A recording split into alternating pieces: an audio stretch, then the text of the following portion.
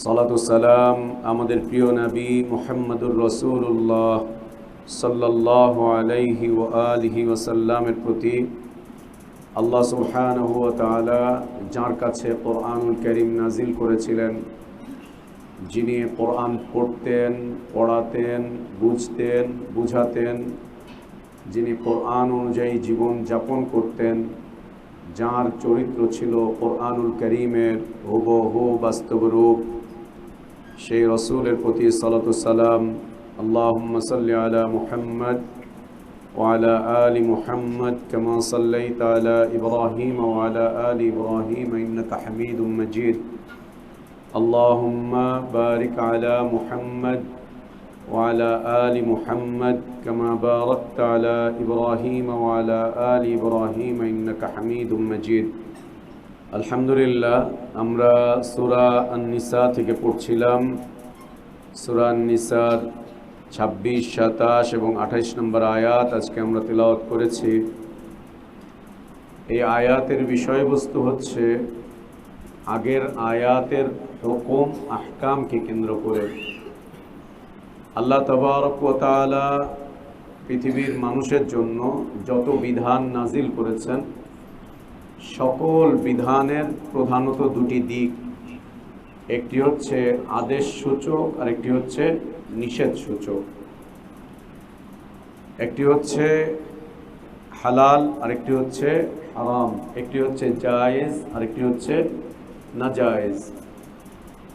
একটির প্রতিদান হবে অত্যন্ত চমৎকার, চিত্তাকর্ষক, অত্যন্ত আনন্দদায়ক, আরেকটির প্রতিদান হবে অত্যন্ত ভয়ানক, কষ্টকর, কষ্টদায়ক। তো আল্লাহ তাবারক ওয়া তাআলা তিনি যে বিধানগুলো পৃথিবীর মানুষের জন্য নাজিল করেছেন, আল্লাহর নাজিলকৃত প্রত্যেকটা বিধান পৃথিবীর মানুষের জন্য তিনি সহজ করেছেন, সাবলীল করেছেন। আল্লাহর দেয়া বিধান পৃথিবীর মানুষের জন্য সহজ, আর গায়রুল্লাহর দেয়া বিধান পৃথিবীর মানুষের জন্য খুবই কঠিন, যদিও বা দেখতে মনে হয় সেটি সহজ। যদিও দেখতে মনে হয় সহজ, কিন্তু সেটি কঠিন পৃথিবীর মানুষের জন্য, খুব কঠিন। আল্লাহ যে বিধান দিয়েছেন সে বিধানটা খুব সহজ পৃথিবীর মানুষের জন্য। মানুষের নেচারের সাথে, ফিতরাতের সাথে, মানুষের স্বভাবের সাথে তার চমৎকার মিল রয়েছে, খুব সুন্দর মিল রয়েছে। মানুষের নেচারের সাথে, মানুষের স্বভাবের সাথে খুব সুন্দর মিল রয়েছে আল্লাহর দেওয়া বিধানের।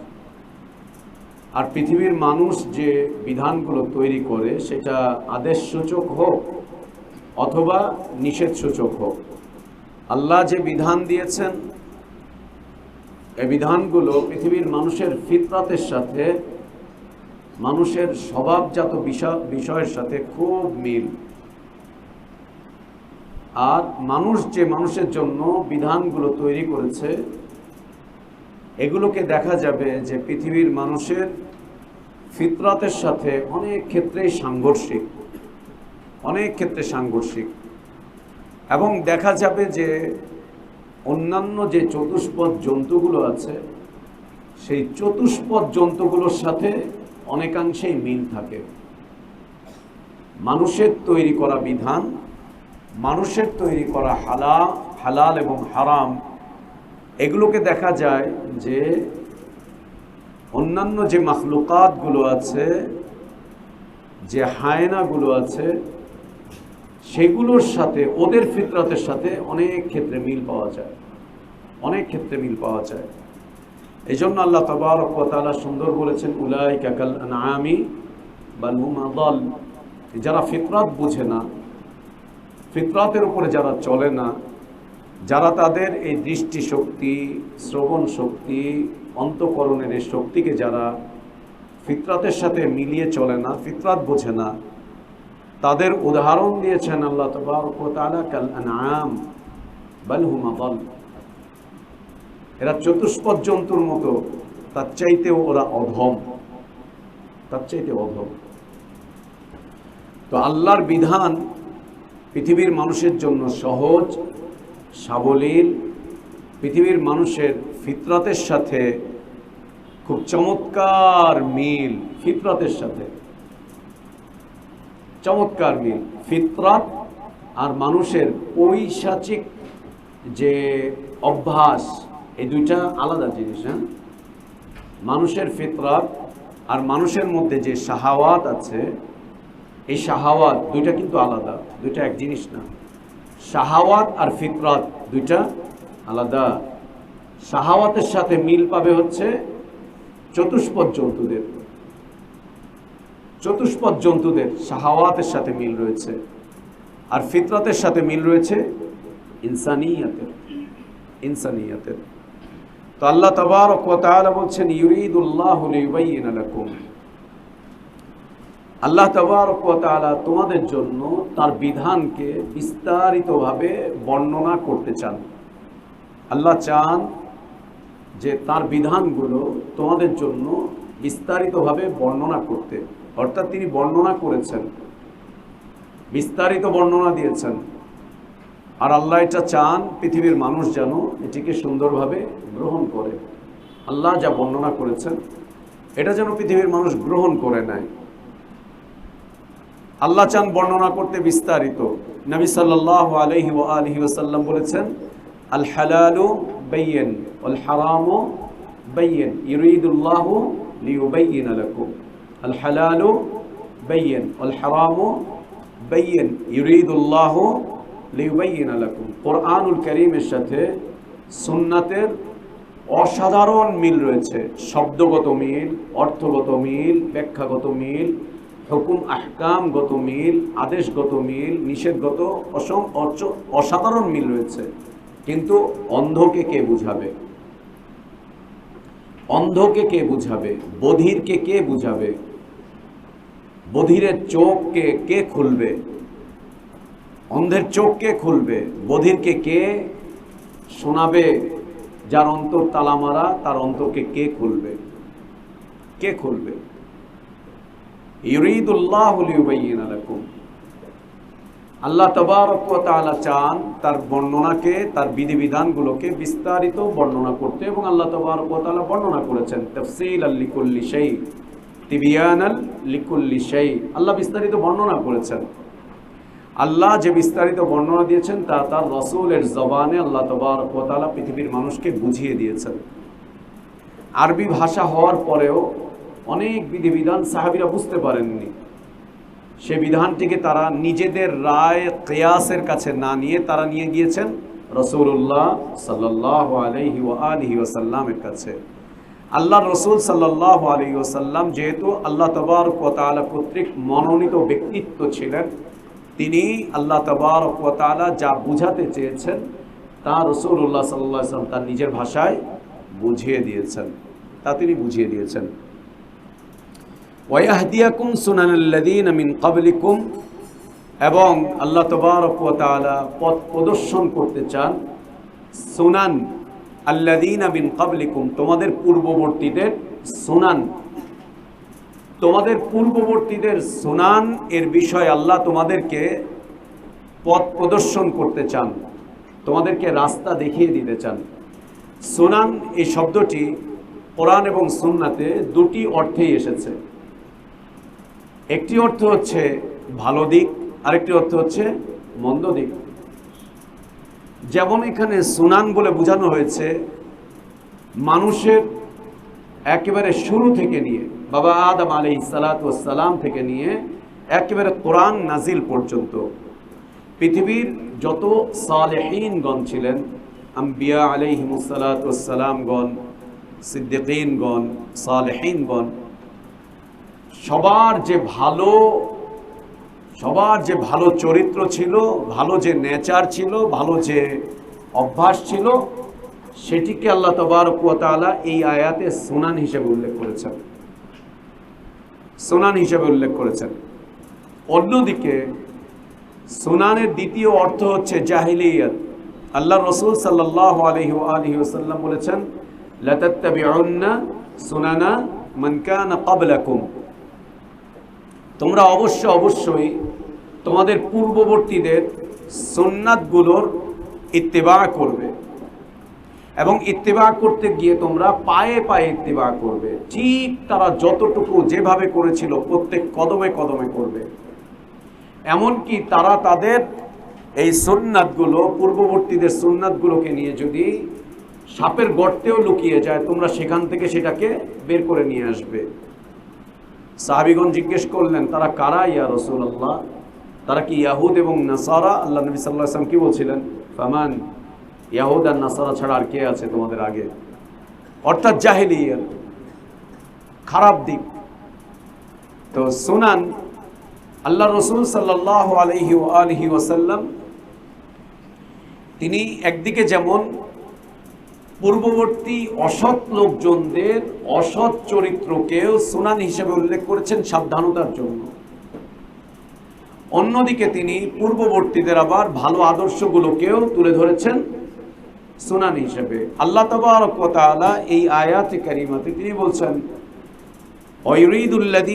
ইউরিদুল্লাহু লিইউবাইয়িনা লাকুম ওয়া ইয়াহদিয়াকুম সুনানাল্লাযীনা মিন ক্বাবলিকুম। তোমাদের পূর্ববর্তীদের যে উত্তম চরিত্র ছিল, উত্তম আদর্শ ছিল, উত্তম জীবন যাপনের পদ্ধতি ছিল, সেটা আল্লাহ তোমাদের কাছে বর্ণনা করতে চান। এর একটি অর্থ হচ্ছে, পৃথিবীর শুরু থেকেই আল্লাহ তাবারক ওয়া তাআলা প্রত্যেক পুরুষের জন্য তার মাকে হারাম করেছিলেন, তার মেয়েকে হারাম করেছিলেন। মা এবং মেয়ে উভয়ই হারাম ছিল একদম শুরু থেকে। আর পর্যায়ক্রমে আল্লাহ তাবারক ওয়া তাআলা বোনকে হারাম করেছেন। যেমন আদম আলাইহিস সালাতু ওয়াস সালামের সন্তানদের জন্য প্রথমত হালাল ছিল, যেটা নিয়ে দুই ভাইয়ের মধ্যে লড়াই হলো। একটা পর্যায়ে যখন মানব প্রকৃতি বৃদ্ধি পেতে লাগলো, মানব সমাজ বড় হতে লাগলো, ধীরে ধীরে আল্লাহ তাবারক ওয়া তাআলা একটা একটা করে আলাদা আলাদা করে এর বর্ণনা দিচ্ছেন। এবং সর্বশেষে এসে আল্লাহ তাবারক ওয়া তাআলা আমাদেরকে জানিয়ে দিয়েছেন, হুররিমাত আলাইকুম উম্মাহাতুকুম ওয়া বানাতুকুম ওয়া আখাওয়াতুকুম ইলা আখির। আল্লাহ জানিয়ে দিয়েছেন। কিন্তু একদম পৃথিবীর শুরু থেকেই এই বিধান ছিল যে সবার জন্যই মা হারাম, মেয়েও হারাম। এবং এই সুনান আগের মানুষগুলো, দিনদার ব্যক্তিরা, আউলিয়া আল্লাহ, সালেহীনগণ, আম্বিয়া আলাইহিমুস সালাতু ওয়াস সালামগণের অনুসারীগণ আল্লাহর বিধানকে খুব চমৎকার করে তারা মেনে চলেছিলেন। তৃতীয় অর্থে এখানে সুনান বলে মিল্লাতে ইব্রাহিমকে বোঝানো হয়েছে। মিল্লাতে ইব্রাহিম, দ্বীন-এ হানিফ। দ্বীন-এ হানিফ এবং মিল্লাতে ইব্রাহিম নামে মক্কার মুশরিকরা যা লালন করছিল সেটি নয়, একদম বিশুদ্ধতা। ইব্রাহিম আলাইহিস সালাতু ওয়াস সালাম যে দ্বীন রেখে গিয়েছিলেন, সে দ্বীন উদ্দেশ্য ওয়া ইয়াহদিয়াকুম সুনানাল্লাযীনা মিন ক্বাবলিকুম ওয়া ইয়াতুবু আলাইকুম। অজ্ঞতাবশত শয়তানের প্ররোচনায় পড়ে তোমরা যে হারাম পথ অবলম্বন করে এতদিন পর্যন্ত চলেছ, আল্লাহ চাচ্ছেন তোমরা তওবা করে আসলে তোমাদেরকে আল্লাহ তাবারক ওয়া তাআলা তা মাফ করে দিবেন, তোমাদের তওবাকে আল্লাহ কবুল করবেন। ওয়া ইয়াতুবু আলাইকুম। যা চলে গিয়েছে চলে গিয়েছে, যেটা অতীত সেটা অতীত। সেদিন আমরা বলছিলাম যে অতীতকে নিয়ে পিছনে পড়ে থাকার মতো কোনো সুযোগ মুসলিমিনদের নেই। অতীতকে নিয়ে, অতীতের কোনো গুনাহ হয়েছে, অতীতের কোনো অন্যায় হয়েছে, অতীতের কোনো অপরাধ ছিল, অতীতের জাহিলিয়াত, একে কেন্দ্র করে জীবনকে থামিয়ে রাখার কোনো সুযোগ নেই। বরং অতীত দেখে সামনের দিকের পথ আমাদেরকে এগিয়ে যেতে হবে, চলে যেতে হবে। অতীতের ভুলগুলোকে একটা একটা করে ছেড়ে দিতে হবে, অতীতের অন্যায়গুলোকে একটা একটা করে ছেড়ে দিতে হবে, অতীতের অজ্ঞতাগুলোকে একটা একটা করে ছাড়তে হবে এবং সামনের দিকে এগিয়ে যেতে হবে। এটা মনে করার সুযোগ নেই যে আপনি তো গত 5 বছর আগে এটা বলেন নাই, এখন কেন এটা বলছেন। সুবহানাল্লাহ, গত 5 বছর আগের তুমি আর 5 বছর পরের তুমি কি এক? 5 বছর আগের আমি আর 5 বছর পরের আমি কি এক? কোনোদিন না, কোনোদিন না। মানুষের দিনের পর দিন জ্ঞানের উন্নতি ঘটে। 5 বছর আগে তোমরা ছাত্ররা যারা আছো, যে ক্লাসে পড়তে আজকে কি সেই ক্লাসে পড়ো? 5 বছর আগে যে কিতাবগুলো তোমরা হাতাওনি, আজকে কি সেই কিতাবগুলো হাতাচ্ছ না? যেগুলো দেখোনি সেগুলো কি আজকে দেখছো না? হ্যাঁ, মানুষের জ্ঞানের উন্নতি ঘটবে, জ্ঞানের উৎকর্ষতা ঘটবে, মানুষের তোমার উলামাদের সাথে সম্পর্ক বাড়বে, আস্তে আস্তে আস্তে আস্তে এগিয়ে যাবে। আস্তে আস্তে এগিয়ে যাবে। সাহাবীরা যখন ছোট ছিলেন তখন কি একরকম, আর সেইটাকেই কি তারা ধরে রেখেছেন? আব্দুল্লাহ ইবনে আব্বাস রাদিয়াল্লাহু আনহু ছোটবেলায় তিনি নবী সাল্লাল্লাহু আলাইহি ওয়াসাল্লাম সালাত পড়াচ্ছেন, সাহাবীরাও সালাত পড়ছেন, কাতারের মাঝখান দিয়ে হেঁটে যাচ্ছেন ছোট বাচ্চা সাহাবীরা। যখন তাদের বয়স 18, 20, 22 বছর হয়েছে তখনও কি তারা হেঁটেছেন? কেউ কি তাকে বলতে পেরেছে যে তোমরা 8 বছর আগে তো মাঝখান দিয়ে হেঁটেছিলে, এখন কেন হাঁটো না? এখনো হাঁটো না। জীবন চলার পথটাই এরকম, মুমিনদের জীবন চলার পথটাই এরকম। অতীতটা থাকবে ভুলে ভরা, সামনেটা আসবে সংশোধন। অতীত থাকবে একরকম, তাদের ভবিষ্যৎ হবে আর এক রকম। ঠিক অন্যায়কারী পাপিষ্ঠদেরও বিষয়টা একই রকম। যারা পাপের দিকে এগিয়ে যায় তারা প্রথমে থাকে ছোট পাপের দিকে, ধীরে ধীরে তারা বড় পাপের দিকে এগিয়ে যায়। বড় পাপের দিকে প্রথমে হয়তো দেখে রাস্তায় একটা লোক সিগারেট খেয়ে সিগারেটটা ফেলে দিয়েছে, তো ছোট বাচ্চা একটা ওইটাকে দেখে অনুসরণ করে ওটাকে উঠিয়ে ওইটাকে টানে, টানতে টানতে এরপর 2-4 টাকা জমা করে দোকানে গিয়ে ওই বাইরের এলাকায় দূরে গিয়ে টানে, ক্ষেতের মধ্যে গিয়ে টানে। কয়েকদিন পরে আরেকটু সামনে, তারপরে গিয়ে সিগারেট থেকে গাঁজা টানতে টানতে তারপরে হেরোইন, আফিম, চরস, আরো কিছু ইয়াবা, এরপরে মাদকাসক্ত, এরপরে ও আরো উপরের দিকে যাওয়ার চেষ্টা করে, আরো উপরের দিকে। প্রথমে ছোট চুরি করে, 2 টাকা 4 টাকা চুরি করে, এরপরে বড় চোর, তারপরে বড় চোর, তারপরে বড় চোর, একটা পর্যায়ে ও ডাকাত, খুনি, অনেক বড় কিছু। গুনাহগার যারা, পাপিষ্ঠ যারা পাপের পথ থেকে ফিরে আসতে পারে না, তারা আরো বড় পাপের দিকে ধীরে ধীরে এগিয়ে যায়। আর মুমিনদের জীবনটা এতটাই সুন্দর যে যারা ভুলের মধ্যে থাকে ধীরে ধীরে তারা সংশোধনের দিকে এগিয়ে যায়, ধীরে ধীরে সংশোধনের দিকে এগিয়ে যাবে, ধীরে ধীরে সংশোধনের দিকে এগিয়ে যাবে।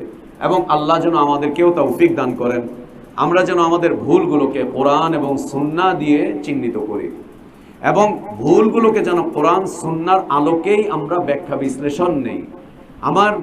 আমাদের ভুলগুলোকে যেন কোরআন সুন্নাহ দিয়ে আমরা সংশোধন করে সংশোধিত এক পথের দিকে যেন আমরা এগিয়ে যাই, থেমে থাকার কোনো সুযোগ নেই। যেখানেই ভুল হবে সেখানেই সংশোধন, যেখানেই ভুল হবে সেখানেই তওবা, যেখানেই ভুল হবে সেখানেই ইস্তেগফার। এবং এটা মনে করার আমাদের কোনো সুযোগ নেই যে আমি সঠিক আর সবাই ভুল, আমি সঠিক আর সবাই ভুল। এটা খারিজিদের রাস্তা, এখান থেকে শুরু, খারিজিদের রাস্তা এখান থেকে শুরু। ওরা সাহাবীদেরকে ভুল প্রমাণ করে ফেললো, উলামাদেরকে ভুল প্রমাণ করে ফেললো, অল্প জ্ঞানের মানুষগুলো ভুল প্রমাণ করা শুরু করলো। করতে একটা পর্যায়ে ওই জায়গাটাতেই জমে থাকলো, নিজেরা ফিরে আসতে আর পারছে না। যতই তাদেরকে ইলমি দার্স তাদের যতই দেওয়া হচ্ছে, 2-4 ঘন্টা 2-4 দিনের জন্য একটু বুঝে আবার তাদের রাস্তায় ফিরে আসে, আবার ফিরে আসে। না, অবশ্যই সংশোধন হতে হবে আমাদেরকে, অবশ্যই সংশোধিত পথের দিকে এগিয়ে যেতে হবে। আর সেটা অবশ্যই সালাফে সালেহিনগণের মানহাজ অনুযায়ী, আহলে ইলমগণের দিক নির্দেশনা, তাদের ফতোয়া, পৃথিবী বিখ্যাত উলামাগণ আমাদের জন্য যে ইলমি খিদমত রেখে গিয়েছেন। কারো ব্যক্তি চিন্তার ফসলের উপরে চলা যাবে না, কারো ব্যক্তি চিন্তার ফসল, ব্যক্তির দৃষ্টিকোণ না, ব্যক্তি দৃষ্টিকোণের কোনো মূল্য ইসলামের কাছে নেই। ব্যক্তি দৃষ্টিকোণের মূল্য হচ্ছে নবী সাল্লাল্লাহু আলাইহি ওয়াসাল্লাম, ব্যক্তি দৃষ্টিকোণের মূল্য হচ্ছে সালাফে সালেহিনগণের জামাত, আহলুস সুন্নাহ ওয়াল জামাত, তাদের দৃষ্টিকোণ। তুমি আর আমি কে এখানে?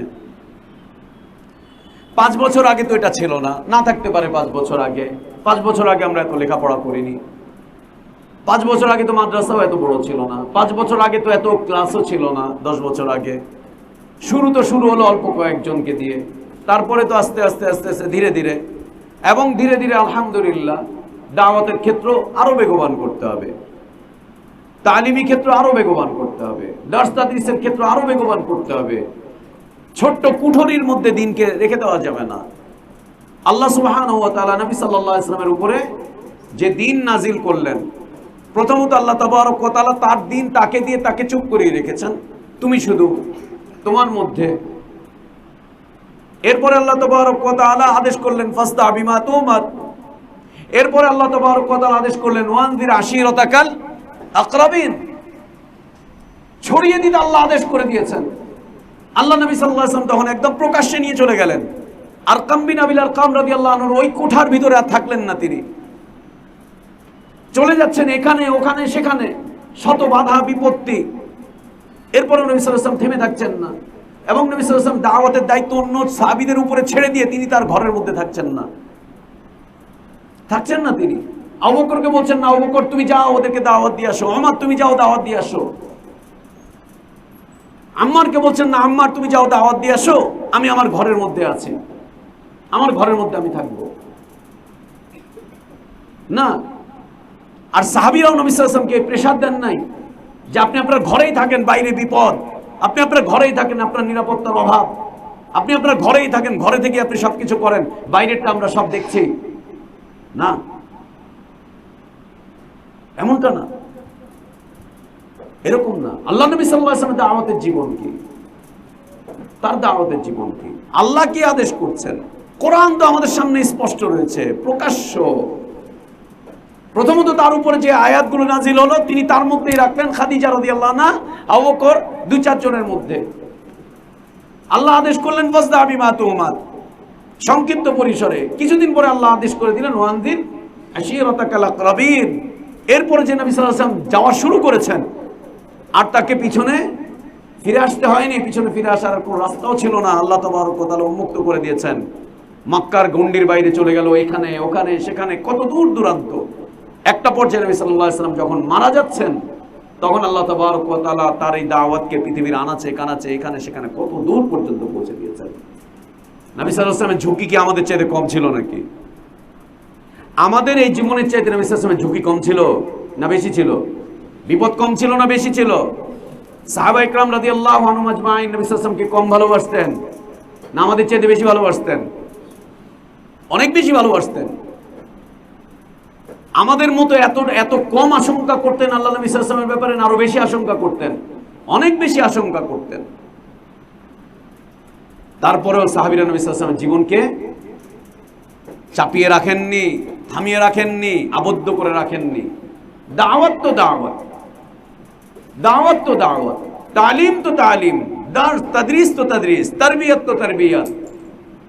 যতগুলো জায়গার সুযোগ আছে সবগুলো জায়গায় গিয়ে দ্বীনের দাওয়াত পৌঁছাতে হবে, আবদ্ধ করে রাখার কোনো সুযোগ নেই।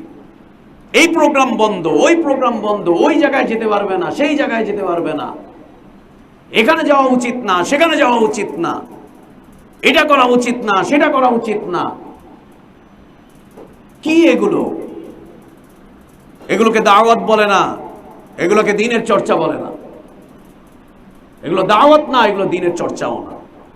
এইটা করা যাবে না, সেটা করা যাবে না, ওইখানে দাওয়াত দেওয়া যাবে না, সেখানে দাওয়াত দেওয়া যাবে না। সুবহানাল্লাহ, সুবহানাল্লাহ। আমাদের সামনে আল্লাহ নবী সাল্লাল্লাহু আলাইহি ওয়াসাল্লামের চিত্র, চরিত্র সব উপস্থিত, আমাদের কাছে কিতাব উপস্থিত, দাওয়াত মানহাজুল আম্বিয়া আমাদের সামনে উপস্থিত। আল্লাহ নবী সাল্লাল্লাহু আলাইহি ওয়াসাল্লাম যে দিন রেখে গিয়েছেন, আমাদের জ্ঞানের অপ্রতুল্যতা আমাদেরকে পিছনে নামিয়ে আনবে। জ্ঞান বৃদ্ধি পাবে তো সামনে এগিয়ে যাবে। আগে আমি কি ছিলাম, আগে আমরা কি ছিলাম, আগে আমাদের জীবন কি ছিল, আগে যা ছিল তা ছিল। আল্লাহ বলছেন আল্লাহু ইউরিদু আন ইয়াতুবা আলাইকুম, আল্লাহু ইউরিদু আন ইয়াতুবা আলাইকুম। আল্লাহ চান তোমাদের অপরাধগুলোকে মাফ করে দিতে, তোমাদের তওবাকে কবুল করতে, মানে তোমাদের অপরাধগুলোকে আল্লাহ মাফ করে দিতে। আগে যা ছিল ছিল। তুমি অজ্ঞ অবস্থায় তোমার বোনের সাথে তোমার খারাপ সম্পর্ক ছিল, তুমি যখন কাফের ছিলে, তুমি যখন জাহিল ছিলে, আল্লাহ বুঝাচ্ছেন। যখন তুমি মূর্তি পূজক ছিলে, যখন তোমার কাছে কোনো নীতি ছিল না, আদর্শ ছিল না, তখন তুমি আল্লাহর বিধানগুলোকে লঙ্ঘন করেছিলে। তখন তোমরা তোমাদের দুই বোনকে একত্রে করেছিলে, তখন তোমরা তোমাদের ভাতিজিদের সাথে এই সম্পর্ক ছিল, সেই সম্পর্ক ছিল, তখন তোমরা তোমাদের নিজেদের মধ্যে এই অপরাধ করেছিলে। এখন যখন তোমাদের কাছে চলে এসেছে তো তওবা করো, নিজেদেরকে সংশোধন করো। আল্লাহু ইউরিদু আন ইয়াতুবা আলাইকুম, আল্লাহ চান তোমাদের তওবাকে কবুল করতে, ক্ষমা করতে।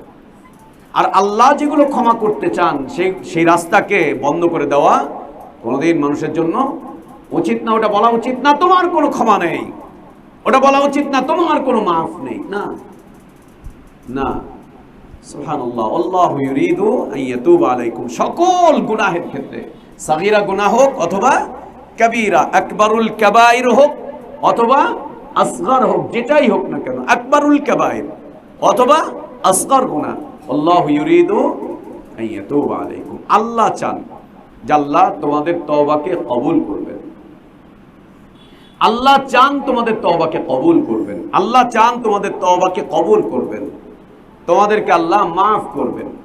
আর মাফ করবেন তো করবেন, আল্লাহ তাবারক ওয়া তাআলা কি চমৎকার ঘোষণা দিচ্ছেন, ওমান তাবা ওয়া আমানা ওয়া আমিলা আমালান সালিহান ফাউলাইকা ইউবাদদিলুল্লাহু সাইয়্যাতিহিম হাসানাত, ফাউলাইকা ইউবাদদিলুল্লাহু সাইয়্যাতিহিম হাসানাত ওয়া কানাল্লাহু গফুরুর রহিমা। যে তওবা করবে, ঈমান নবায়ন করবে, নিজেকে সংশোধন করবে, ওই পথ থেকে ফিরে আসবে, আমলে সালেহ করবে, আল্লাহ তাদের অতীতের গুনাহগুলোকে সওয়াব দিয়ে পরিবর্তন করবেন, গুনাহগুলোকে সওয়াব দিয়ে পরিবর্তন করবেন। আল্লাহু ইউরিদু আন ইয়াতুবা আলাইকুম, আল্লাহ তাবারক ওয়া তাআলার এই আহ্বান কতই না চমৎকার, কতই না সুন্দর, কতই না হৃদয়গ্রাহী, কতই না মমতাপূর্ণ, কতই না স্নেহপূর্ণ, কতই না ভালোবাসাপূর্ণ, যে আল্লাহ চাচ্ছেন তোমরা তোমাদের জীবনকে বদলাও, আল্লাহ চাচ্ছেন তোমরা আল্লাহর ক্ষমাপ্রাপ্ত হও, আল্লাহ চাচ্ছেন তোমাদের অপরাধগুলোকে তিনি মার্জনা করবেন। কেন ফিরবে না? কেন ফিরবে না? কেন আসবে না? কেন ফিরবে না? কেন ফিরবে না? ওয়ায়ুরিদুল লাযীনা ইয়াত্তাবিউনা আশ-শাহাওয়াতি আন তামিলু মাইলান আযীমা, শাহাওয়াত পরস্ত অর্থাৎ প্রবৃত্তি পরায়ণ, শাহাওয়াতের উপরে যারা তাদের জীবনটাকে চালিয়ে নিচ্ছে, শাহাওয়াতের উপরে যারা তাদের জীবনটাকে চালাচ্ছে, যারা শাহাওয়াতের উপরে নিজেদের জীবনটাকে প্রতিষ্ঠিত করে রেখেছে, যাদের জীবনের চলার গতি হচ্ছে শাহাওয়াত, গুনাহ, অন্যায়, সেটা যে কোনো ধরনের গুনাহ হতে পারে। আয়াতের সাথে মিল হচ্ছে জিনা, ব্যভিচার, হ্যাঁ, আয়াতের সাথে মিল, আগের আয়াতগুলোর সাথে মিল হচ্ছে, যেহেতু আল্লাহ হুররিমাত আলাইকুম উম্মাহাতুকুম, জিনা ব্যভিচারের বিষয় নিয়ে এসেছেন, যে যারা চায় এর মধ্যে অশ্লীল অর্থাৎ অশ্লীলতা, অশ্লীলতা, বেহায়াপনা, নির্লজ্জতা, জিনা, ব্যভিচার, পাপ, এই ধরনের যেই পথের উপরে মানুষগুলো চলছে, এই পথের উপরে পরিচালিত ব্যক্তিরা চায় আনতামিলু মাইলান আযীমা, আরো কঠিন ভাবে থাকো গুনাহের উপরে, গুনাহের উপর আরো কঠিন হও, গুনাহের উপর আরো শক্তভাবে চলো, পাপের উপরে আরো কঠিন ভাবে চলো, আরো কঠিন হও, আরো শক্তভাবে চলো। তার মানে ছোটখাটো পাপের উপরে সীমাবদ্ধ থেকো না, আরো বড়, আরো বড়, আরো বড়, আরো বড়, যেতে যেতে যত বড়র দিকে যেতে পারো। লা ইলাহা ইল্লাল্লাহ। না, ওয়ায়ুরিদুল লাযীনা ইয়াত্তাবিউনা আশ-শাহাওয়াত, যারা শাহাওয়াতের ইত্তিবা করে, যারা শাহাওয়াত এর ইত্তেবা করে, শাহাওয়াতের উপরে যারা চলে, তারা চায় আনতামিলু মাইলান আযীমান, একদম কঠিন ভাবে যেন ওইদিকে আমরা মাইল হয়ে যাই। অর্থাৎ গুনাহের পথের আহ্বানকারীরা চায় মানুষকে আরো কঠিন গুনাহের মধ্যে শক্তভাবে জড়িয়ে রাখতে। এই জন্যই দুনিয়াতে গুনাহের যত দাওয়াত আছে, দেখো নাটক, নাটকের গুনাহ, সিনেমার গুনাহ তার চাইতে আরেকটু বড়, সিনেমার গুনাহ এই দেশের সিনেমার চাইতে ইউরোপের সিনেমার গুনাহ আরেকটু বেশি বড়, ওদের চাইতে, ওদের উপরে যারা আছে তাদের চাইতে আরো বড়, ধাপে ধাপে ধাপে ধাপে নিয়ে যাচ্ছে, এক এক করে নিয়ে যাচ্ছে, এক এক করে নিয়ে যাচ্ছে। জিনার দিকে এভাবে করে এগিয়ে যায়, ব্যভিচারের দিকে এভাবে করে এগিয়ে যায়, চুরির দিকে এভাবে করে এগিয়ে যায়, মদ মাদকতার দিকে এভাবে করে এগিয়ে যায়, ডাকাতির দিকে এভাবে করে এগিয়ে যায়, খেয়ানতের দিকে এভাবে করে এগিয়ে যায়, শিরকের দিকে এভাবে করে এগিয়ে যায়, বিদআতের দিকে এভাবে করে এগিয়ে যায়। এবং যখন এগিয়ে যেতে শুরু করে, তখন এই শাহাওয়াতের উপরে প্রতিষ্ঠিত ব্যক্তিরা চায় যে এর উপরে যেন আরো কঠিনভাবে মানুষ জমে থাকে, লিপ্ত থাকে। আল্লাহ আমাদেরকে হেফাজত করেন, আল্লাহ আমাদেরকে হেফাজত করেন।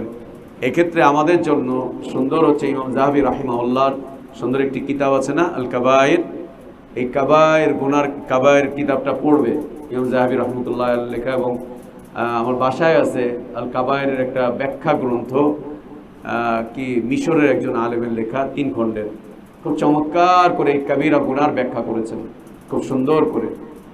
কবিরা আল কাবা, কিতাবুল কাবায়ের সারা করেছেন, নামটা মনে পড়ছে না লেখকের, মিশরের একজন আলেমের, খুব চমৎকার লেখা, চমৎকার। এটা পড়া উচিত, আমাদের জানা উচিত। এই পরের আয়াতেই আসতেছে, আল্লাহ বলছেন ইনতাজতানিবু কাবাইরা মা তুনহাউনা আনহু নুকাফির আনকুম সাইয়্যাতিকুম ওয়া নুদখিলকুম মুদখালান কারীমা।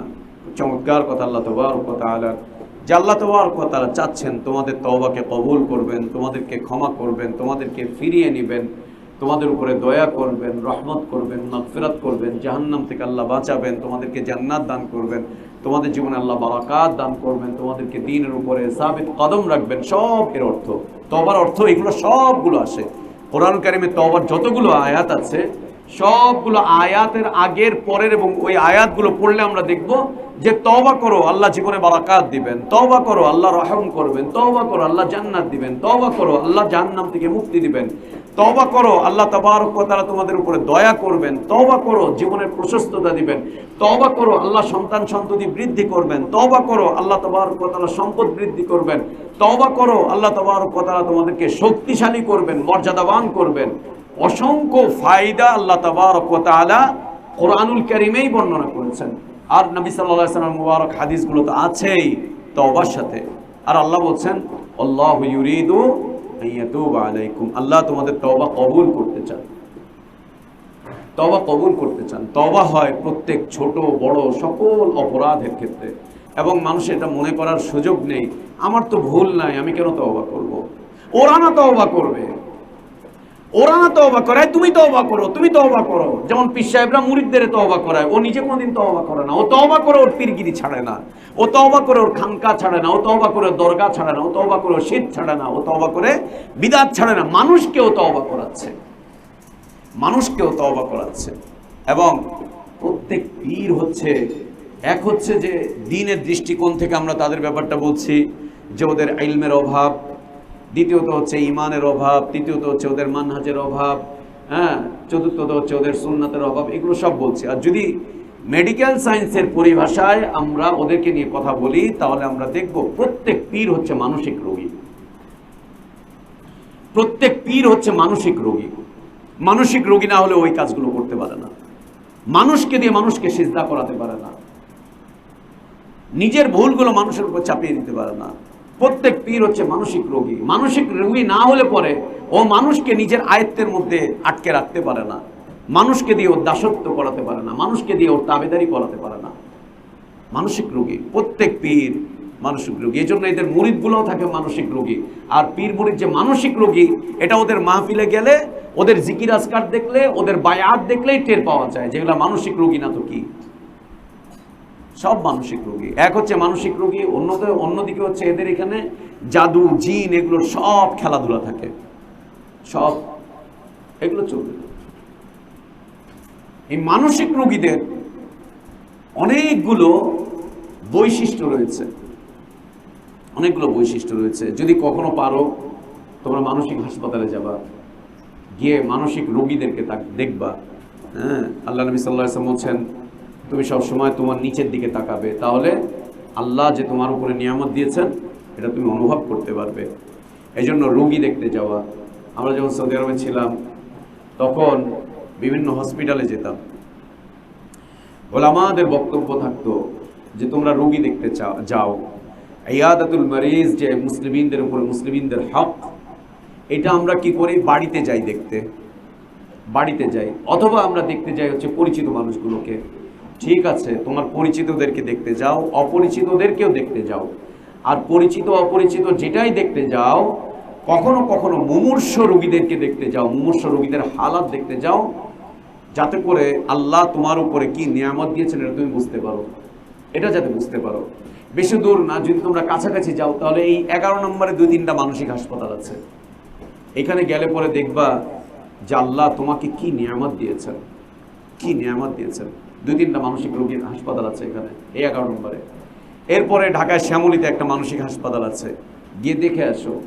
এরপরে যদি আরো বড় দেখতে চাও তো পাবনারটা দেখে আসো, দেখলে বুঝবা যে আল্লাহ কি নিয়ামত তোমাকে দিয়েছেন।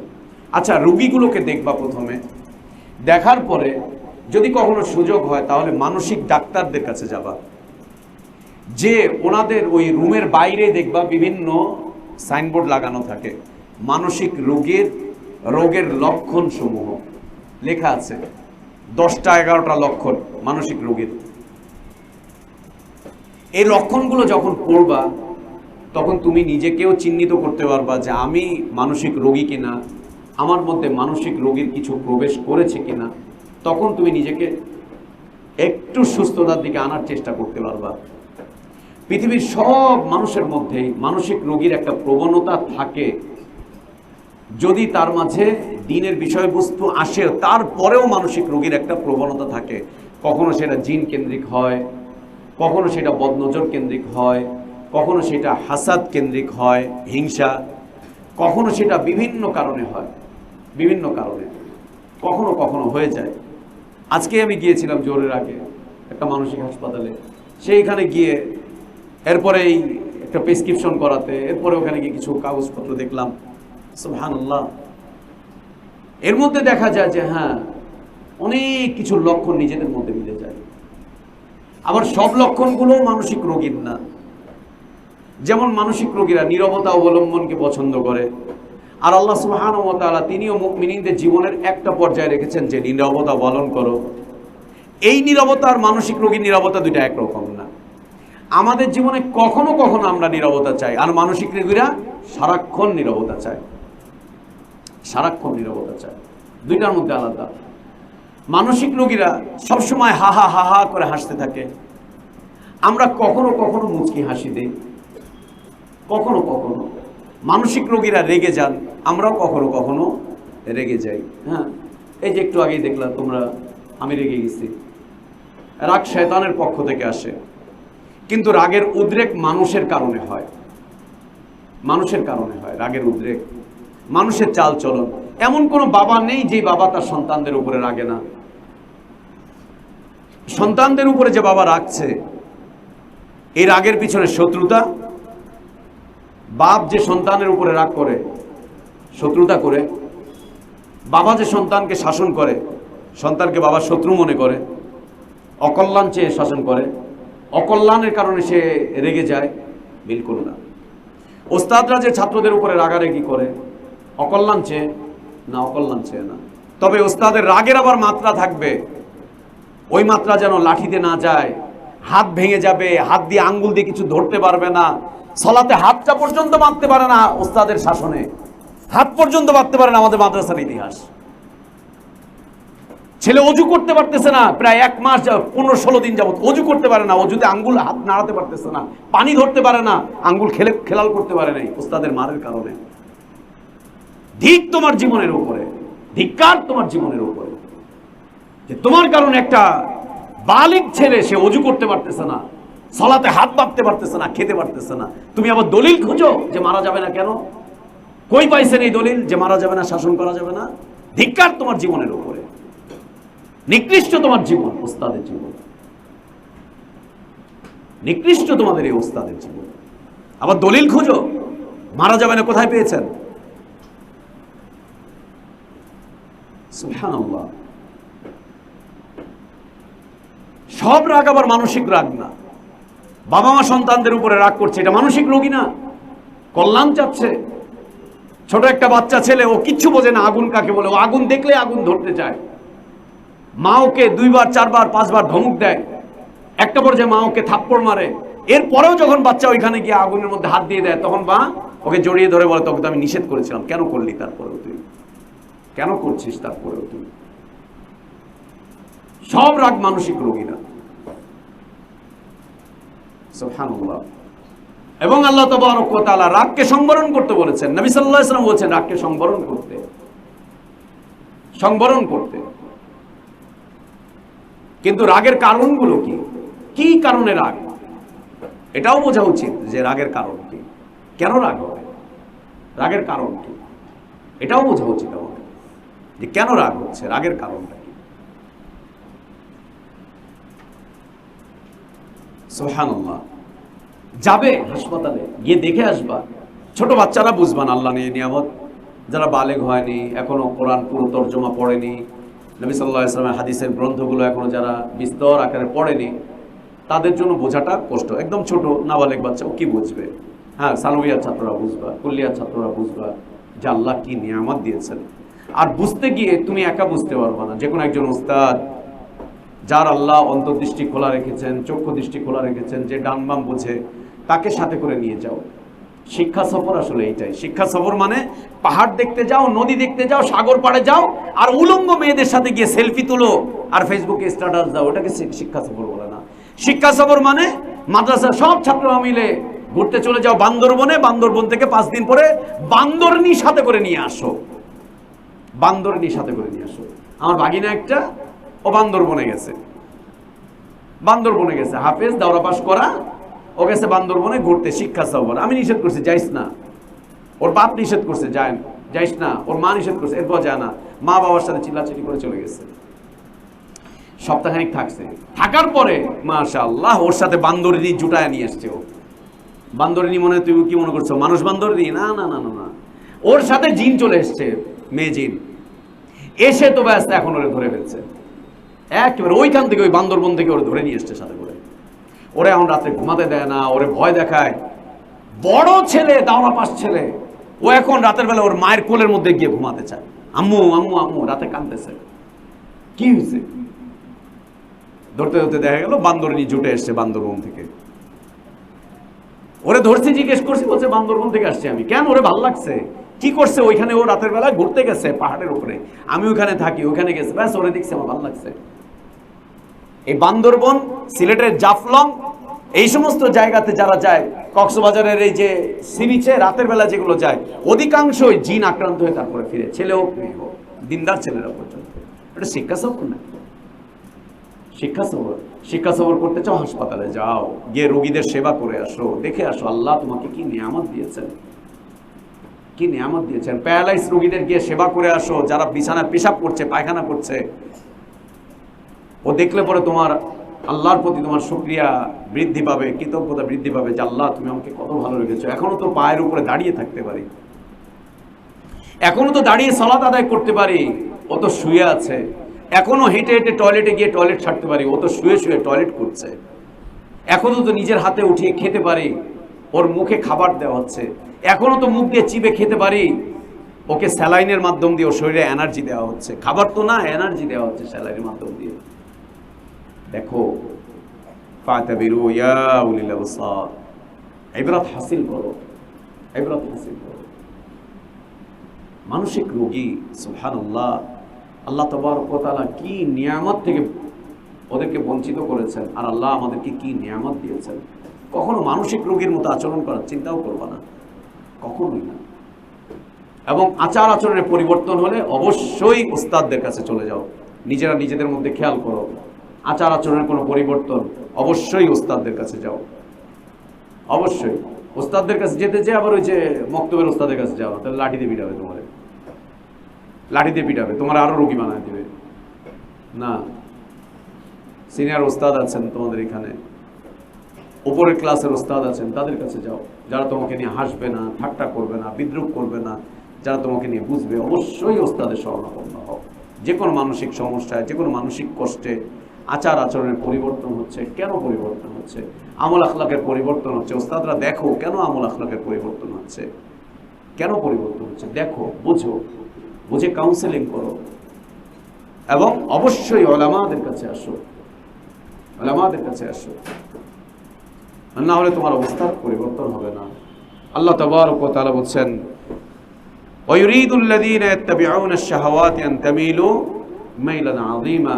শাহাওয়াতের উপরে প্রতিষ্ঠিত ব্যক্তিরা চায় ওরা ওদের জীবনকে শাহাওয়াতের উপরে আরো কঠিনভাবে ধরে রাখতে, হারামের উপরে আরো কঠিনভাবে।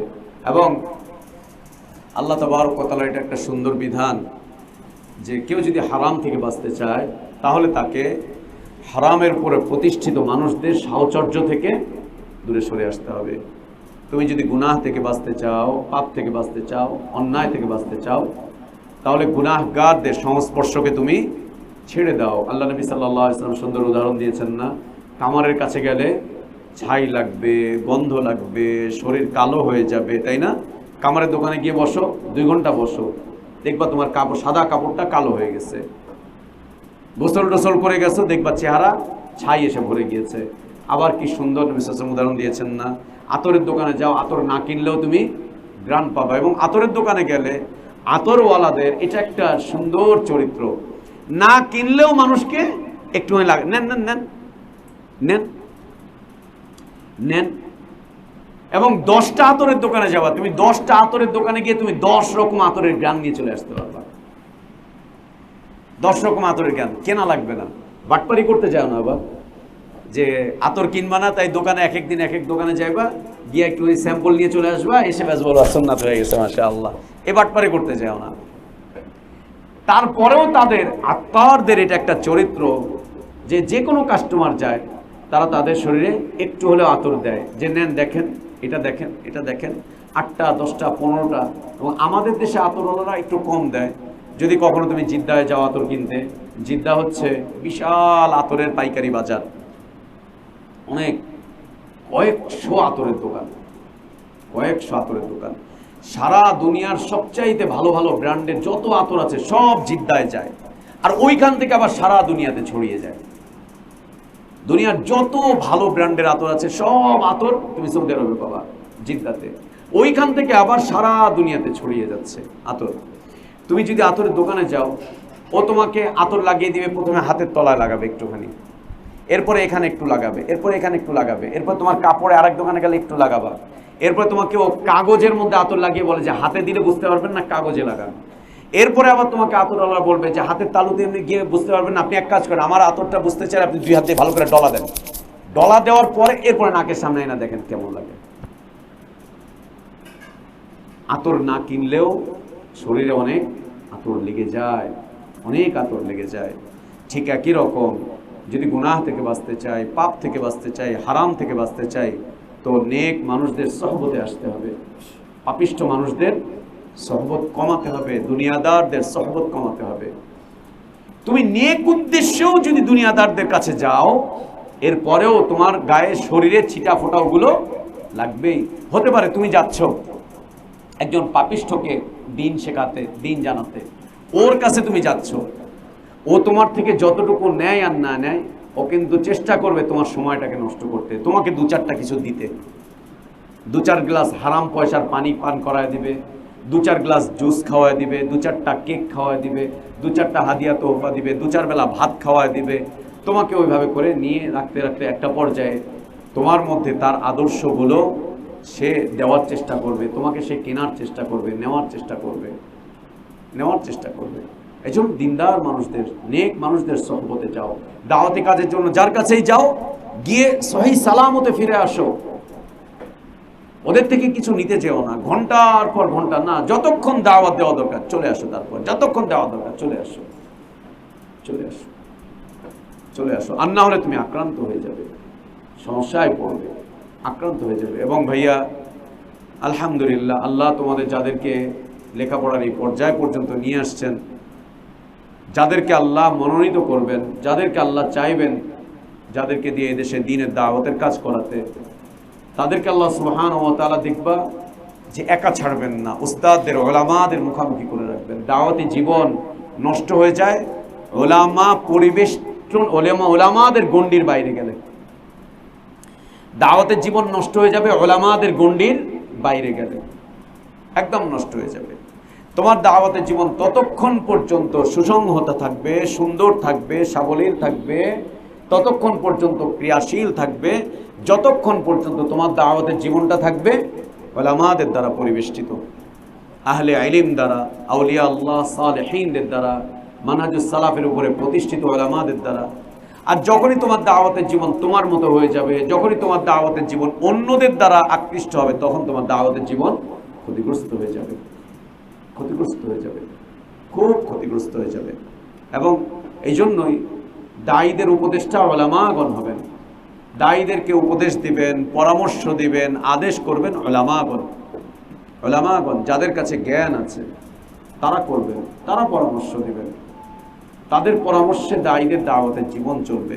আর এদের পরামর্শের বাইরে যদি দাওয়াতের জীবন চলে যায় তাহলে ক্ষতিগ্রস্ত হবে। দুনিয়াদারদের কাছে তুমি দুনিয়ার ব্যাপারে পরামর্শ নাও, কিভাবে ব্যবসা করবা, কীভাবে বাণিজ্য করবা, ডাক্তারদের থেকে পরামর্শ নাও কীভাবে চিকিৎসা করবা, ইঞ্জিনিয়ারদের থেকে পরামর্শ নাও কীভাবে তুমি বিল্ডিং করবা, বিবাহিতদের থেকে পরামর্শ নাও কেমনে বিয়া শাদী করবা। হ্যাঁ, যে যেটার উপরে মাহির তার থেকে সেটার ব্যাপারে পরামর্শ দাও। যে যেটার উপরে মাহির না তার থেকে তুমি সেটার ব্যাপারে কি পরামর্শ নিবে, কি পরামর্শ নিবে। একজন ব্যক্তি মনে করো যে এখন মাত্র কায়দা পড়ে, এখন মাত্র কায়দা পড়ে, ধরে নাও, মানে এমনি খারাপ হিসাবে না, এমনি একটা উদাহরণ দিচ্ছি, আমাদের কামাল ভাই আছেন এখানে। এখন আমরা যদি কামাল ভাইকে আমাদের হেফজখানার প্রধান শিক্ষক বানায় দিই, কি অবস্থা হবে কামাল ভাই? মাদ্রাসা বন্ধ হয়ে যাবে। কামাল ভাই বলছে বন্ধ হয়ে যাবে, তার মানে আল্লাহ কামাল ভাইয়ের বুদ্ধি দিয়েছে, আলহামদুলিল্লাহ, বন্ধ হয়ে যাবে। কামাল ভাই থেকে আমরা পরামর্শ নেই, যেমন আসলে মাদ্রাসার কাজ চলতেছে, কামাল ভাই পরামর্শ চলতেছে, ওনার কাজে চান, এটা উনি বলবেন। হেফজখানার ব্যাপারে পরামর্শ দিবে কারা? যারা হাফেজ। আমার কোরআন তেলাওয়াত আমি শুদ্ধ করতে চাই, কার কাছে গিয়ে পরামর্শ দিব? ভাষণটা মোড়ে যে থাকে, ওই যে একটা চাঁদাবাজি করে, ওর কাছে না? আমার কোরআন তেলাওয়াত আমি বিশুদ্ধ করতে চাই, কার থেকে পরামর্শ নিব? যারা খতম পড়ে পড়ে বেড়ায়। আমার কোরআন তেলাওয়াত বিশুদ্ধ করতে চাই, কার থেকে পরামর্শ নিব? যার নিজের তেলাওয়াত অশুদ্ধ, তার থেকে। কার থেকে পরামর্শ নিব? যে কোরআন তেলাওয়াতে মাহির, কারি, তার থেকে পরামর্শ নিব আমার কোরআন তেলাওয়াত কিভাবে বিশুদ্ধ করব। আমার তেলাওয়াত বিশুদ্ধতার জন্য আমাকে পরামর্শ নিতে হবে কারীদের, বিখ্যাত কারীদের। এই কারি বলে আবার ওই যে নুরানি ট্রেনিং প্রাপ্ত ওই কারি না। তুমি ক্লাস 5 পড়ো আর ক্লাস 10 পড়ো, অথবা কৃষি কাজ করো, 1.5 মাসের একটা প্রশিক্ষণ নাও, তোমার একটা সার্টিফিকেট দিব, ব্যাস একটা লাঠি দিয়ে দিব, তুমি এখন কারি সাহেব, মসজিদের কারি সাহেব, মক্তবের কারি সাহেব। ওতে করে কোরআন তেলাওয়াত আরো নষ্ট হচ্ছে, আরো ক্ষতিগ্রস্ত হচ্ছে, ছেলেমেয়েদের কোরআন তেলাওয়াত আরো নষ্ট হচ্ছে। এবং বিশ্ববিখ্যাত কারীদের দৃষ্টিতে আমাদের দেশের অধিকাংশ কারীদের, হেফজখানা মাদ্রাসার মক্তবের টিচারদের তেলাওয়াত, বিশ্ববিখ্যাত কারীদের, কোরআদের দৃষ্টিতে, আরব কারীদের দৃষ্টিতে তেলাওয়াত নষ্ট, তেলাওয়াত ঠিক না, তেলাওয়াত উত্তম না, একদম না, একদম ভালো কিছু না, একেবারে ভালো কিছু না, খুব খারাপ, খুব খতরনাক। কার থেকে নিবে? তাদের থেকে। হাদিস কিভাবে পড়বা এটা নিবে কার থেকে? স্কুলের শিক্ষকের থেকে, যিনি গণিত পড়ান। হাদিসের ইবারত কিভাবে শিখবা, কিভাবে পড়বা, এটা নিবা কার থেকে? ইংলিশের টিচারের থেকে না মুহাদ্দিসের থেকে? মুহাদ্দিস। যে যে বিষয়ে মাহির সে যেন সেই বিষয়ে পরামর্শ দেয়, যে যে বিষয়ে মাহির না সে যেন সেই বিষয়ে পরামর্শ দিতে না যায়। আল্লাহ নিষেধ করেছেন, 2টা আয়াত। আল্লাহ বলছেন ওয়ালা তাকফু মা লাইসা লাকা বিহি ইলম, লা তাকফু মা লাইসা লাকা বিহি ইলম, ইন্নাস সামআ ওয়াল বাসারা ওয়াল ফুআদা কুল্লু উলাইকা কানা আনহু মাসউলা। আর আমরা পরামর্শ নিব কার থেকে? আল্লাহ জিজ্ঞেস করছেন, বলছেন ফাসআলু আহলা যিকরি ইন কুনতুম লা তা'লামুনা বিল বাইয়িনাতি ওয়াজ জুবুর। এবং আহলে ইলমগণ, আরব আলেমগণ এই ফাসআলু আহলা যিকর বুঝাতে গিয়ে আমি একবার খোবারে এক আলেমের দার্সে এই আয়াতের উপর আলোচনা শুনছিলাম।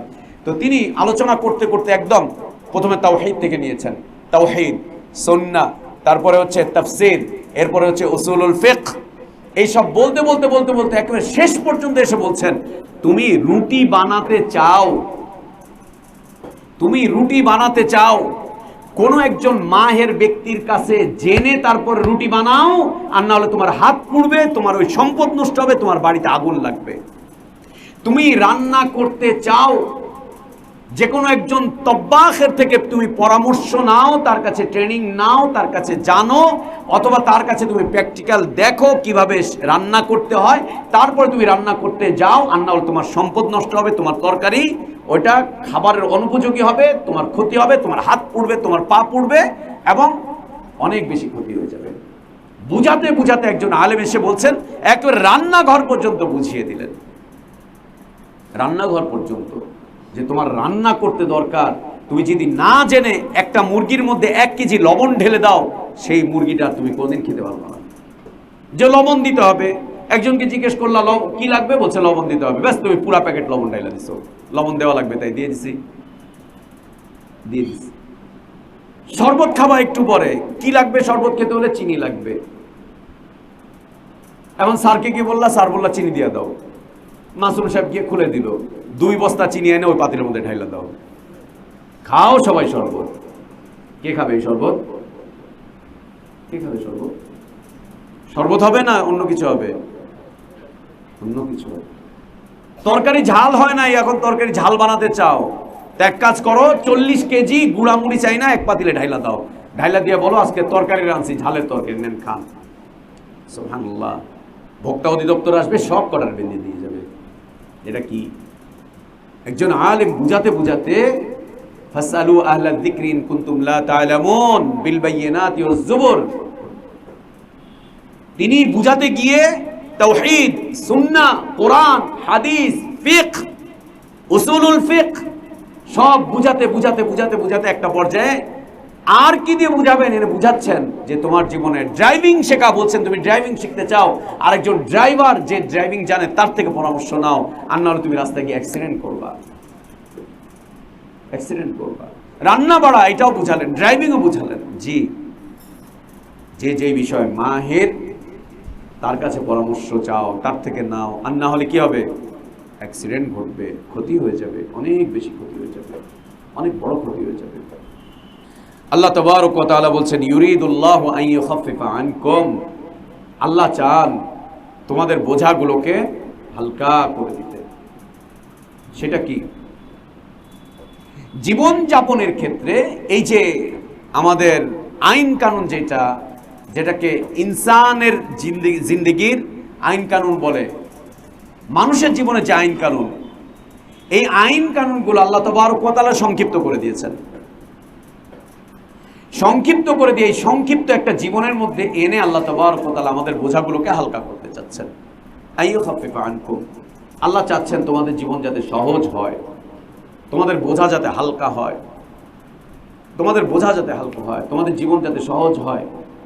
ফাইন্না মা'আল উসরি ইউসরা, ইন্না মা'আল উসরি ইউসরা, আল্লাহ সহজ করতে চাচ্ছেন, আরো সহজ। এবং নবী সাল্লাল্লাহু আলাইহি ওয়াসাল্লাম বলেছেন, ইয়াসসিরু ওয়ালা তুআসসিরু বাশশিরু ওয়ালা তুনাফফিরু। আল্লাহ নবী সাল্লাল্লাহু আলাইহি ওয়াসাল্লাম আরো বলছেন যে আল্লাহ পছন্দ করেন, তোমাদের কাছে দুইটা চলে এসেছে, একটা কষ্টকর আর একটা সহজ। আল্লাহ পছন্দ করেন তোমরা সহজটাকে বেছে নেবে, সহজটাকে বেছে নেবে। আল্লাহ চাচ্ছেন তোমাদের জীবন যাপনের বোঝাকে আরো হালকা থেকে আরো হালকা করতে, আরো হালকা থেকে আরো হালকা করতে। কেন? অখুলিকাল ইনসানু দাঈফা, ইনসানকে আল্লাহ সৃষ্টি করেছেন একদম দুর্বল করে। এই দুর্বলরা ভারী বোঝা বহন করতে পারবে না। 5 বছর বয়সের একটা বাচ্চাকে দিয়ে তুমি 200 কেজির একটা বস্তা টানাতে পারবো না, টানাতে পারবো না। এবং তুমি আর আমি একা একা একটা 200 কেজির বস্তা টানতেও পারবো না, টানতেও পারবো না। হয় আরেকজনের সাহায্য লাগবে, অথবা যদি অতি মাত্রায় ভারী কিছু হয় তাহলে ওইটাকে টানার জন্য যে মেশিন আছে সেই মেশিন ব্যবহার করতে হবে। আমরা 1000 টনের একটা ভারী বস্তাকে আমরা টানতে পারবো না, কিন্তু একটা ক্যারেন, একটা সুইচ দিয়ে একটা ক্যারেন টানতেছে 1000, 2000, 3000 কেজির একটা বিশাল পাথরকে ওরা উঠিয়ে নিয়ে আরেক জায়গায় স্থানান্তর করছে। ইনসানকে আল্লাহ সৃষ্টি করেছেন জাইফ করে। এই জাইফ ইনসান কিভাবে বোঝাকে বহন করবে? কিভাবে বোঝাকে বহন করবে? এক্ষেত্রে বোঝা হচ্ছে জাহিলিয়াতের বোঝা, এক্ষেত্রে বোঝা হচ্ছে শিরকের বোঝা, এক্ষেত্রে বোঝা হচ্ছে হারামের বোঝা, এক্ষেত্রে বোঝা হচ্ছে বিদআতের বোঝা, এক্ষেত্রে বোঝা হচ্ছে আল্লাহর আযাবের বোঝা, এক্ষেত্রে বোঝা হচ্ছে মানহাজহীনতার বোঝা। আল্লাহ চাচ্ছেন তোমাদের বোঝাগুলোকে হালকা করতে। অখুলিকাল ইনসানু দাঈফা, তার কারণ ইনসানকে আল্লাহ সৃষ্টি করেছেন একদম দাঈফ করে। এই দাঈফ ইনসান যেন ভারী কোনো বোঝা উঠাবার চেষ্টা না করে। যেটা তোমার জন্য না তুমি সেটাকে উঠাবার চেষ্টা করতে চেও না, যেটা তুমি পারবা না সেটাকে তুমি বহন করার চিন্তাও করতে চেও না, যেটা তুমি পারবা না সেটাকে তুমি বহন করার চিন্তাও করতে চেও না, এটা চিন্তা করতে চেও না। এবং আল্লাহর কাছে আমরা দোয়া করব, আল্লাহ যেন দুনিয়াকে আমাদের উপরে বোঝা হিসেবে চাপিয়ে না দেন। প্রতিদিন রাতে আমরা কিয়ামুল লাইলে আল্লাহর কাছে দোয়া করি যে আল্লাহ তুমি দুনিয়াটাকে আমাদের উপরে বোঝা হিসেবে দিও না। আল্লাহুম্মা লা তাজআলিদ দুনিয়া আকবার হাম্মিনা ওয়ালা মাবলাগা ইলমিনা। আল্লাহর কাছে খুব দোয়া করো, নবী সাল্লাল্লাহু আলাইহি ওয়াসাল্লাম বলেছেন। এবং যেটা আমাদের কাছে বোঝা এটা যেন আল্লাহ উঠিয়ে নেন। এবং নবী সাল্লাল্লাহু আলাইহি ওয়াসাল্লামকে আল্লাহ তাবারক ওয়া তাআলা পাঠিয়েছিলেন মানুষের বোঝাগুলোকে অপসারণ করার জন্য। লাকাদ জাআকুম রাসূলুম মিন আনফুসিকুম আজিজুন আলাইহি মা আনিতুম হারিসুন আলাইকুম বিল মুমিনিনা রাউফুর রহিম। আল্লাহ নবী সাল্লাল্লাহু আলাইহি ওয়াসাল্লামকে আল্লাহ পাঠিয়েছিলেন মানুষের বোঝাগুলোকে যেন হালকা করে দেন। তিনি এসে মানুষের কাছে পৃথিবীর মানুষকে মানুষের আদর্শ চিনিয়ে, আদর্শ জানিয়ে, আদর্শ বুঝিয়ে মানুষের বোঝাগুলোকে হালকা করতে চেয়েছেন। যে বা যারা নবী সাল্লাল্লাহু আলাইহি ওয়াসাল্লামের আদর্শের কাছে ফিরে আসবে তাদের জীবনের বোঝাগুলো হালকা হয়ে যাবে, আর যে বা যারা নবী সাল্লাল্লাহু আলাইহি ওয়াসাল্লামের আদর্শ থেকে দূরে সরে যাবে তাদের জীবনের বোঝাগুলো আরও ভারী থেকে ভারী হতে থাকবে। আল্লাহ আমাদের বোঝাগুলোকে হালকা করে দেন। পাপ এবং পাপিষ্ঠদের সঙ্গ থেকে আল্লাহ আমাদেরকে দূরে রাখেন। পাপ এবং পাপিষ্ঠদের সঙ্গ থেকে আল্লাহ আমাদেরকে দূরে রাখেন। পাপ এবং পাপিষ্ঠদের সঙ্গ থেকে আল্লাহ আমাদেরকে দূরে রাখেন। আল্লাহ আমাদের গুনাহগুলোকে মাফ করে দেন, অন্যায়গুলোকে মাফ করে দেন। আমিন ওয়া আখির দাওয়ানা আলহামদুলিল্লাহি রাব্বিল আলামিন। সাল্লাল্লাহু ওয়া সাল্লাম ওয়া বারাকা আলা নবিয়িনা মুহাম্মদ ওয়া আলা আলিহি ওয়া আসহাবিহি আজমাইন। সুবহানাকাল্লাহুম্মা ওয়া বিহামদিকা আশহাদু আল্লা ইলাহা ইল্লা আনতা আস্তাগফিরুকা ওয়া আতুবু ইলাইক।